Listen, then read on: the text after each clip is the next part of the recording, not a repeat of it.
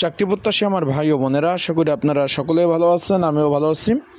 বাংলাদেশ অভ্যন্তরীণ নৌ পরিবহন কর্তৃপক্ষ, যেটা আপনারা সংক্ষেপে BIWTA বললেই কিন্তু ভালো চিনেন, এটা নৌ পরিবহন মন্ত্রণালয়ের একটি অধীনস্থ সংস্থা এবং এটা সরকারি চাকরি। নৌপথ প্রবহমান নদী নিয়ে মূলত কাজ করে। এর মধ্যে একটা পদ ছিল বারদিন সারেং। এই পদের একটু খেয়াল করবেন, এই যে আপনি একটু খেয়াল করবেন ভালোভাবে, এখানে কিন্তু মাত্র শূন্য পদের সংখ্যা ছিল 13টি। এখানে একটু খেয়াল করবেন, বারদিন সারেং এই 13টি শূন্য পদের বিপরীতে কিন্তু পরীক্ষা হতে যাচ্ছে আগামী 4/7/2025 সকাল 11:30 থেকে 1টা অবধি, 1.5 ঘন্টা অবধি পরীক্ষা হবে। এখন এটা কিন্তু লিখিত পরীক্ষা অনুষ্ঠিত হবে, তাই লিখিত পরীক্ষার জন্য একটা সাজেশন রয়েছে। সেটা কীভাবে পাবেন, কতটুকু কমন উপযোগী হবে, সাজেশনটা আমার কাছ থেকে কীভাবে নেবেন, বিস্তারিত বিষয় আজকের এই ভিডিওর মাধ্যমে আমরা আলোচনা করার চেষ্টা করব।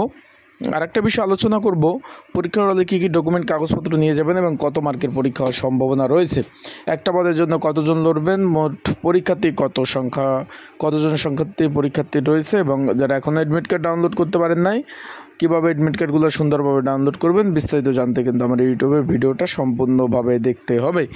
এখন আমরা চলে যাই যেটা বিষয়, যেটা যে বাদিং সারেং যেটা বললে আপনারা ভালো বুঝেন।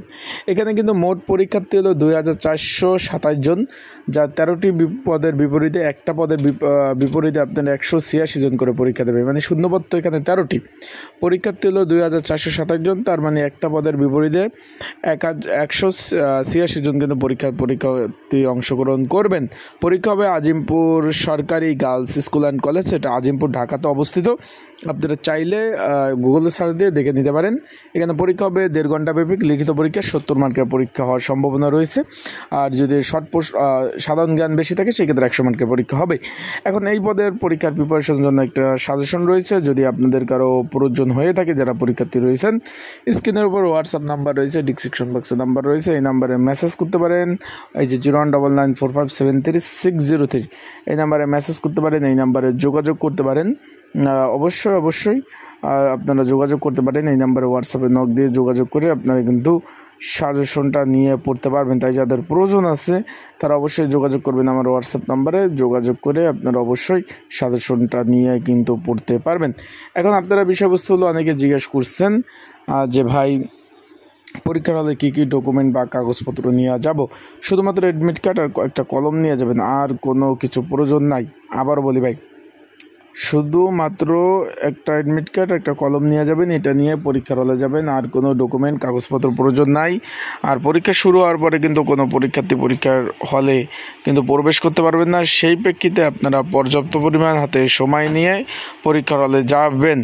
বিষয়টা বুঝছেন ভাই? পরীক্ষা শুরু হওয়ার পরে কিন্তু কোনো পরীক্ষার্থী পরীক্ষার হলে প্রবেশ করতে পারবে না, তাই পর্যাপ্ত পরিমাণ সময় নিয়ে পরীক্ষার হলে যাবেন। ভালো থাকবেন, সুস্থ থাকবেন, চোখ রাখবেন আমার ইউটিউব চ্যানেলে, ফেসবুক পেজে সকল ধরনের আপডেট তথ্যাবলী বিষয় বলে আমার ইউটিউব চ্যানেল, ফেসবুক পেজ থেকে আপনারা কিন্তু পেয়ে যাবেন। আজকের ভিডিওটা এই পর্যন্ত, ইনশাল্লাহ নতুন ভিডিও নতুন তথ্য নিয়ে আসবো। সে পর্যন্ত ভালো থাকবেন, সুস্থ থাকবেন। আর যাদের সাজেশন প্রয়োজন অবশ্যই হোয়াটসঅ্যাপ নাম্বারে মেসেজ করতে পারেন, যাদের সাজেশন প্রয়োজন আছে।